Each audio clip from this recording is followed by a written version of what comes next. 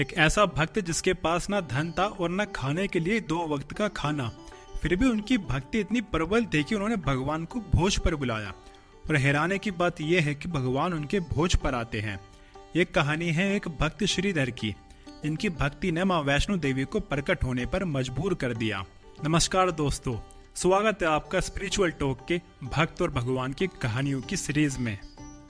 आज से करीब 700 साल पहले कटरा से 2 किलोमीटर दूर हंसाली गांव में रहते थे भक्त श्रीधर, एक सीधा साधा ब्राह्मण जिसके पास धन का एक सिक्का भी नहीं था, लेकिन उनकी माँ वैष्णो देवी के प्रति अटूट श्रद्धा थी। रोज सुबह उठ के माँ जगदम्बा का नाम लेते, पूजा पाठ करते और जो भी मिलता प्रसाद के रूप में चढ़ा देते थे। कभी कभी उनके पास खुद के खाने के लिए नहीं होता था, पर इसी बात से गांव वाले उनकी भक्ति का मजाक उड़ाते थे। एक दिन माँ वैष्णो देवी प्रकट होती है और श्रीधर को भंडारा करने का आदेश देती है। श्रीधर पूरे गांव के लोगों को भंडारे में बुलाते हैं। गांव के लोग भंडारे के लिए श्रीधर के घर आते हैं, लेकिन श्रीधर के घर खाने की कोई व्यवस्था न देख के लोग श्रीधर का उपहास उड़ाते हैं।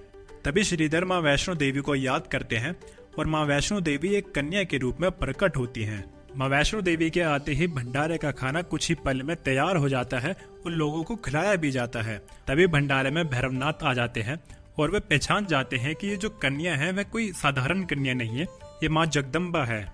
जब भैरवनाथ माँ वैष्णो देवी से मांस और मदिरा की मांग करते हैं तो माँ वैष्णो देवी बड़ी विनम्रता से मना करती हैं और वहां से अंतर्ध्यान हो जाती है। इसके बाद श्रीधर काफी निराश होते हैं कि माँ वैष्णो देवी उनके घर आई और वह उन्हें पहचान नहीं सके।